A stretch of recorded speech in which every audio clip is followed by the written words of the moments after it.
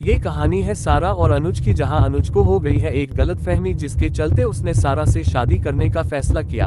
असल में अनुज को ये गलतफहमी हो गई कि सारा के पापा ने उसकी पत्नी नंदनी को मारा है। तो आगे क्या होगा, इस नफरत का अंजाम जानने के लिए सुनिए शुरू से कहानी। उदयपुर शहर में रात का समय। 22 साल की सारा शादी का लाल कलर का जोड़ा पहनकर तैयार हो रही ही थी। उसकी आंखों में आंसू रुकने का नाम नहीं ले रहे थे।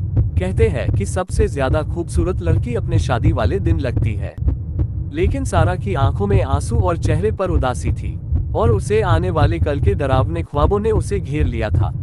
वो कांप रही थी, लेकिन उसे अपने आप को अनुज से बचाने का कोई रास्ता नहीं नजर आ रहा था। वो अपने ही ख्यालों में खोई हुई रोए जा रही थी।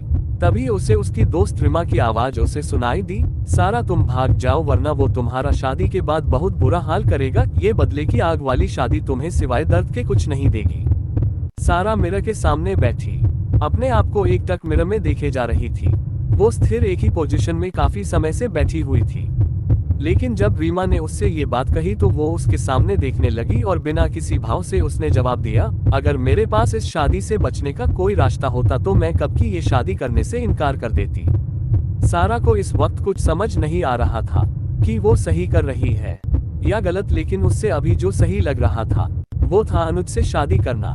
रीमा को सारा की बातों पर गुस्सा आने लगा, इसलिए वो गुस्से से बोली, कहीं ऐसा तो नहीं ना कि तुम्हारे दिल में एक बार फिर से अनुज के लिए प्यार जाग गया हो। अगर सारा ऐसी बात है तो तुम इस शादी से इनकार कर दो, क्योंकि अनुज तुमने कभी प्यार नहीं करेगा।